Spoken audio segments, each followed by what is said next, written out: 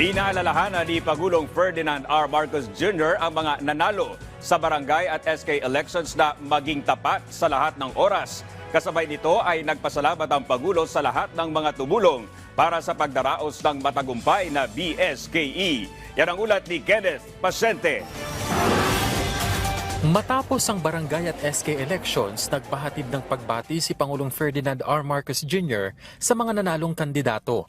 Sa kanyang mensahe, binigyang diin ni Pangulong Marcos Jr. ang mahalagang papel ng mga barangay official, lalo na sa pagtugon sa hinaing ng mga residente at problema sa kani-kanilang komunidad. Binabati ko ang lahat ng mga bago at muling nahalal ng barangay at SK official.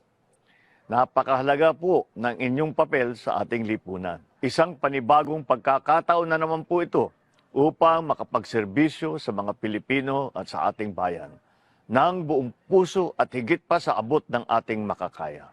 Ayon sa Pangulo, hindi natatapos sa proklamasyon ng mga nanalong kandidato ang kanilang trabaho.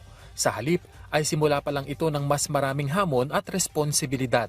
Kaya hinimok ng punong ehekutibo ang nahalal na barangay officials na magsilbi ng tapat at laging unahin ang kapakanan ng lugar na kanilang nasasakupan.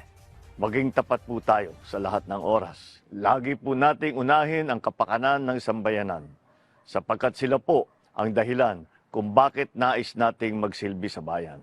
Hindi rin dapat anya masayang ang ibinigay sa kanilang pagkakataon na makapagsilbi. Kaya marapat lamang nasuklian nila ito ng maayos na serbisyo na higit pa sa kanilang kakayahan. Hinikayat din niya ang mga barangay official na maging bukas sa pakikipagtulungan sa national government para sa mas ikauunlad, hindi lamang ng mga barangay, kundi maging ng buong bansa. Sa ating pagkakaisa at kolektibong pagsisikap, tiyak na maisusulong natin ang bagong Pilipinas kung saan ang bawat barangay ay mapayapa, masaya at maunlad. Kung saan ay nananaig ang pagkakaisa, pagkakaunawaan at kasaganahan.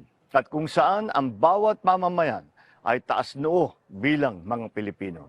Kinilala naman ng Pangulo ang serbisyo ng iba't ibang sektor at sangay ng pamahalaan para sa kaayusan at tagumpay ng BSKE.